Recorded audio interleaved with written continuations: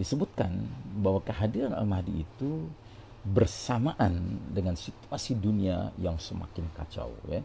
Perselisihan antar manusia menjadi-jadi, kemudian gempa-gempa dahsyat berlangsung, ya.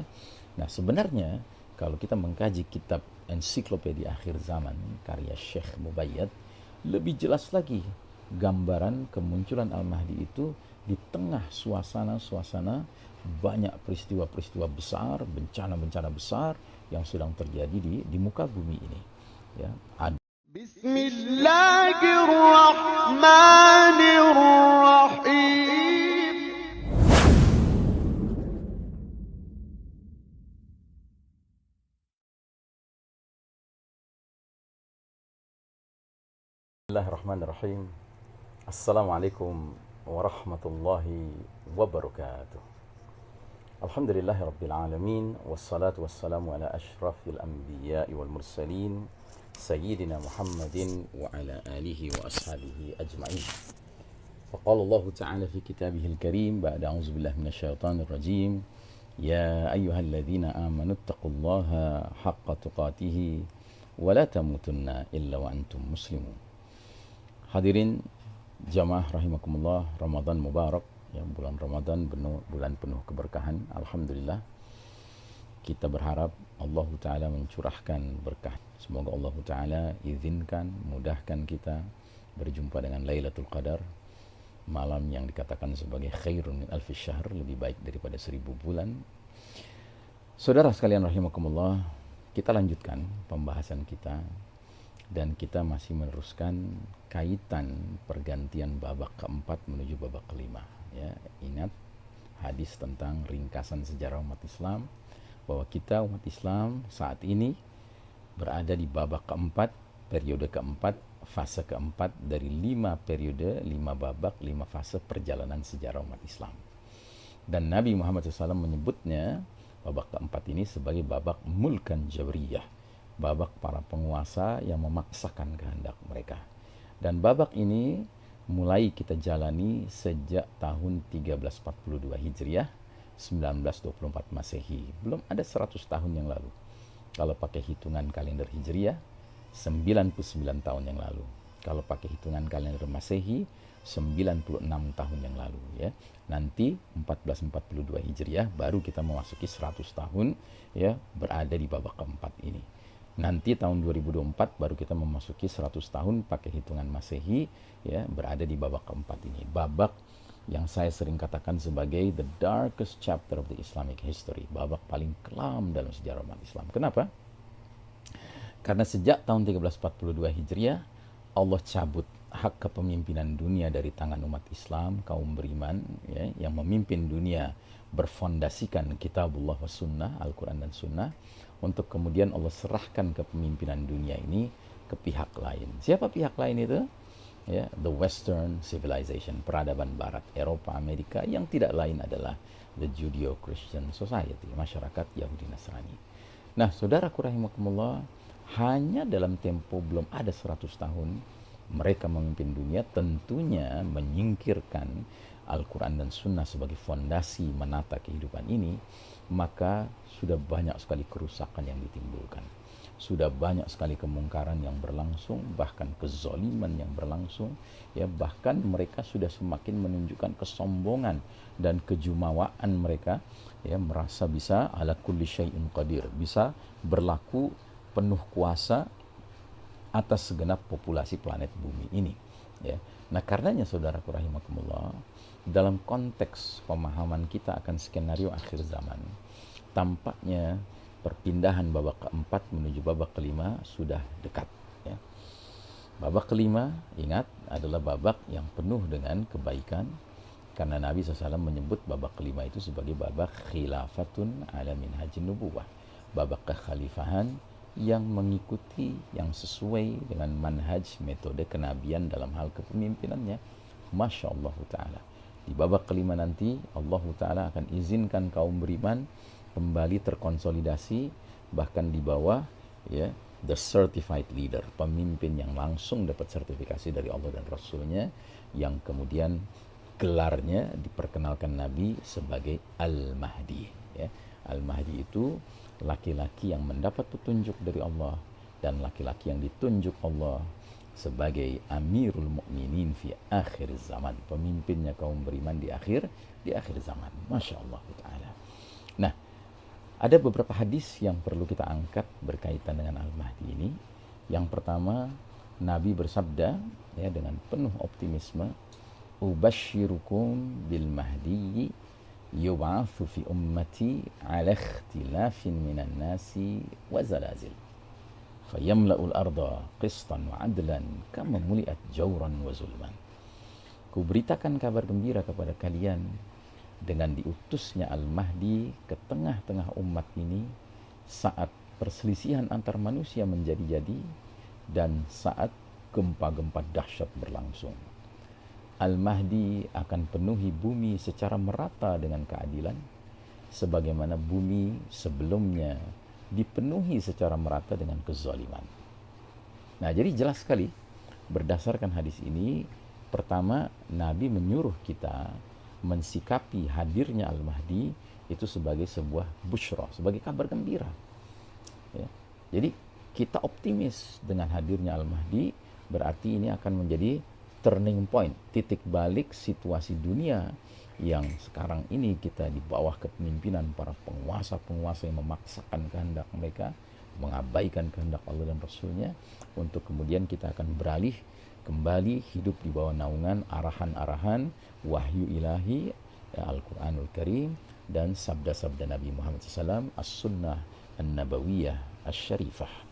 Nah, jadi saudaraku rahimakumullah, disebutkan bahwa kehadiran Al-Mahdi itu bersamaan dengan situasi dunia yang semakin kacau, ya. Perselisihan antar manusia menjadi-jadi, kemudian gempa-gempa dahsyat berlangsung, ya.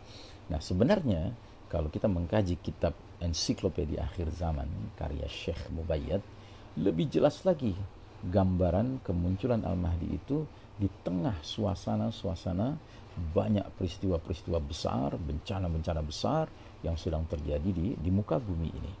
Ya, ada Batshatal Kubra, ada hantaman keras dari langit, ya, yaitu berupa jatuhnya batu besar, meteor, ya, ke daratan dan ke lautan. Ya, ada ad-dukhan, ya, kabut asap sebagai efek dari hantaman, ya, keras tadi yang jatuhnya di daratan menimbulkan kepulan asap, kabut asap yang kata Nabi SAW akan menyelimuti seluruh wilayah timur, seluruh wilayah barat, ya, selama arba'ina yauman wa arba'ina laylah, 40 hari 40 malam, ya. Dan bahkan dalam surat Ad-Dukhan Allah jelas-jelas menyatakan hadza adzabun alim, ya, dukhan ini azab yang pedih, ya.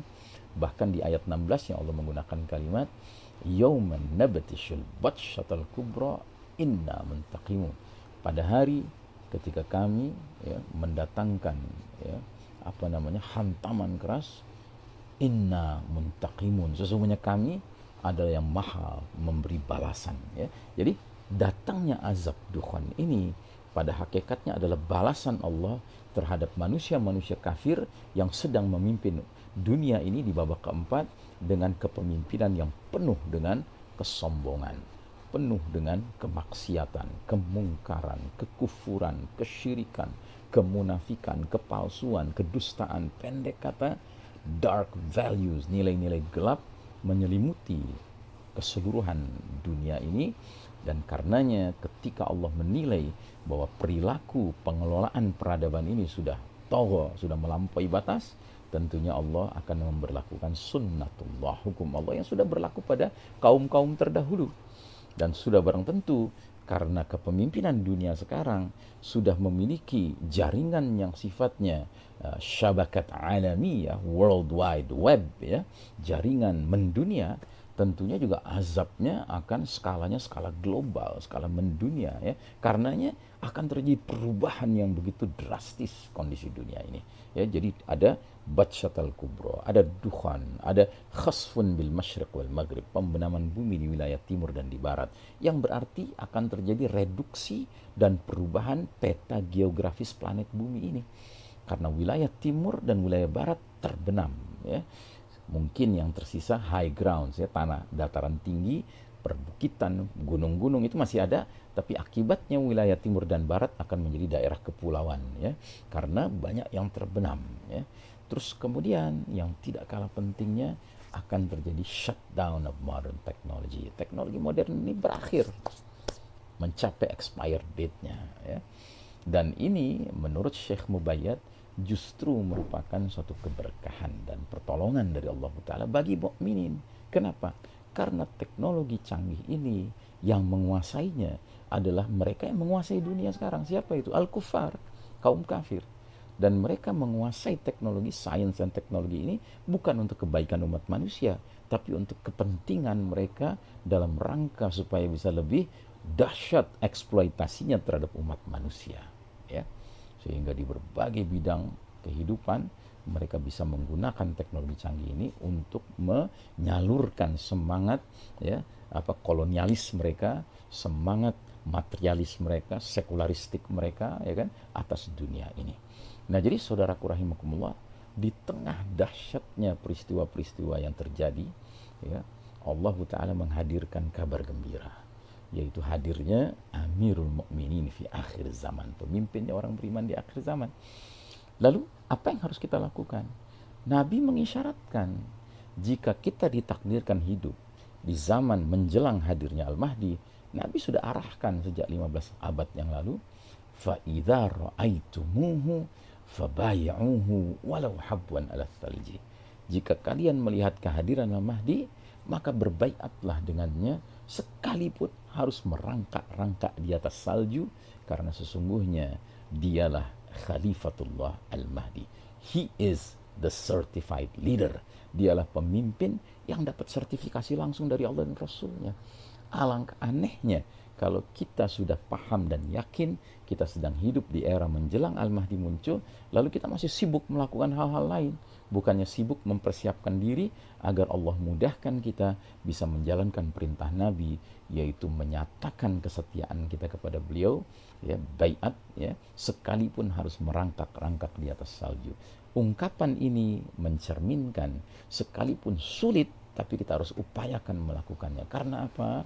Karena umat ini selama di babak keempat ini menjadi leaderless ummah, ya, umat yang tanpa kejelasan kepemimpinan.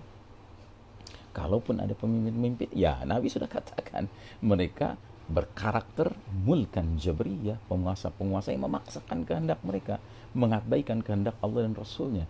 Kan kacaunya dunia modern sekarang itu tuh karena apa? Karena mereka yang punya otoritas kepemimpinan tidak mau menjadikan sumber pelita yang sebenarnya sebagai yang menyinari dunia ini. Apa sumber pelita yang sebenarnya? Sumber pelita yang sebenarnya adalah Al-Quran, ya.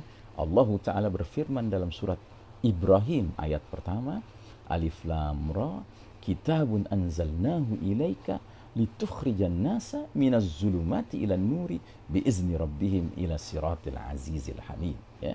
Kitab Al-Quran ini kami turunkan dia kepada engkau Muhammad SAW agar engkau mengeluarkan manusia dari gelap gulita menuju cahaya yang terang benderang dengan izin Rabb mereka menuju jalan Allah yang maha perkasa lagi maha terpuji. Dulu Nabi Muhammad SAW ketika pertama kali diutus di kota Mekah, di Jazirah Arab sedang tenggelam dalam zulumat, ya, kegelapan. Kegelapan apa? Zulumatil jahiliyah. Lalu pelan-pelan Allah turunkan ayat demi ayat Al-Quran, sehingga semakin lengkap, ya, Al-Quran itu semakin Allah mengokohkan kedudukan Nabi dan para sahabat untuk merubah situasi Jazirah Arab min zulumatil jahiliyah ila nurul Islam, dari gelapnya jahiliyah menuju cahaya al-Islam.